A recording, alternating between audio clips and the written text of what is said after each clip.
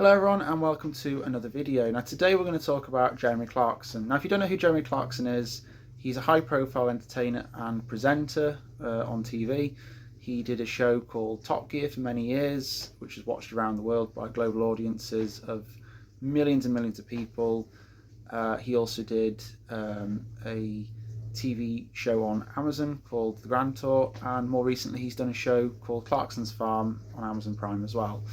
Now, if you don't know Clarkson, he's a highly controversial figure. Some people love him, some people hate him, and as I say, in the last week obviously he's been extremely high profile and very outspoken about farmers and about the changes to the APR, which is the Agricultural Property Relief, which Labour government are now trying to change following the budget a couple of weeks ago. Now, the reason I'm making this video is actually because a lot of people have messaged me on YouTube and on social media, and they've asked me what I actually think of Jeremy Clarkson, what farmers really think of him. Is he doing a good thing for our industry at the moment, or is he actually turning us against the government and the general public?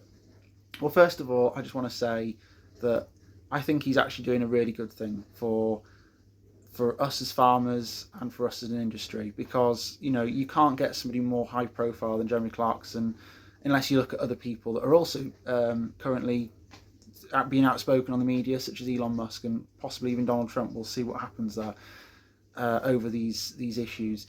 Now, Jeremy's been very clear that he bought the farm for having a shoot on his farm. He didn't buy it for inheritance tax reasons. He actually said at the time, he said it was for inheritance tax just to try and avoid some flack potentially from the media and from other potential animal activists and other groups.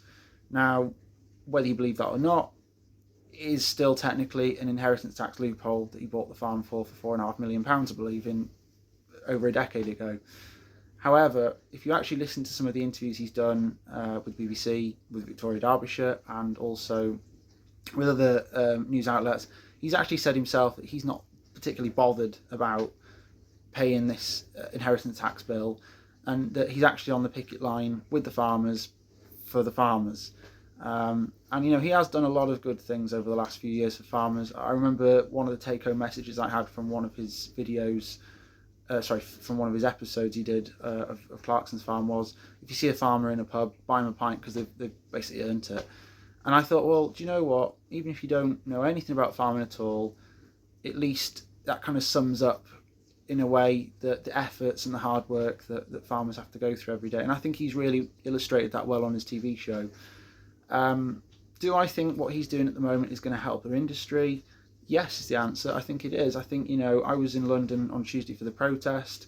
There was thousands and thousands of people there, and nearly every news outlet and every newspaper, the headlines on Tuesday night were the farmers' protest. It is getting people talking about this issue. So yeah, I do think he's doing a good thing. I do think that this isn't going to be the end of it. I think this is probably more like the start of what's going to happen. Keir Starmer and the Labour government are very clear that they don't want to make these changes, but they also have to be aware that at the moment the NFU and even DEFRA have got different figures to what the Labour Party have got. But they're saying, the government, that there's only going to be 500 farms a year affected by this. But actually, when you take the full number of all the farms across the UK that could be affected by this, including ours, the number's more like 50,000. Now, there's a big difference between 500 and 50,000 farms a year. Now, whether you agree or disagree that farms should be claiming agricultural property relief is still up for discussion. I think there are definitely pros and cons to this. I think as a farmer, I will put this one point across, and that is that, look, if I have children and they want to have the farm, and they've got to pay £200,000-300,000 to inherit the farm, the chances are we'd have to sell the farm to give them the farm. Now, if I'm selling the farm, I would actually argue that maybe, okay, that's different. I'm actually going to gain whatever the asset value of the farm is. I'm going to realise the asset. However, most farmers throughout their life, and the children's life and the grandchildren's life, and so on and so forth, will never see the true value of their asset because they put everything back into the farm. The average income that a farm takes is something like £23,000 a year, or less than 50%. Sorry, around 50% of farms take less than £23,000 a year. So that kind of shows you that there isn't a lot of money in agriculture, and to suddenly say, right, okay, if in 10 years time, 20 years time, you want to pass your farm down to somebody else in the family, which is what most farmers do. That's how most farmers have farms. They don't buy them, they inherit them from their parents and grandparents. Then to suddenly turn around now and say, right, you've got to find £200,000-300,000 and you've got to find it over 10 years, that's £30,000 a year, potentially, that isn't going to work. You know, farmers are going to have to sell, and once you start selling off your land and your buildings and your property, you've then got an even smaller business that's going to make even less money and be even less viable. So, of course, I'm dead against what's happening.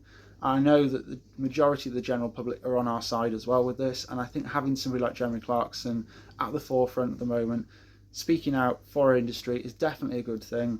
I think that, you know, he's raised this profile, he's raised the bar, and he's set the stakes much higher now, because the Labour government have now really got to look at this and go, do you know what, this isn't going away, this is the main story for the last week, and this is considering everything else that's going on in the world with Vladimir Putin in Ukraine, Trump getting in office in America, and this is still one of the main stories.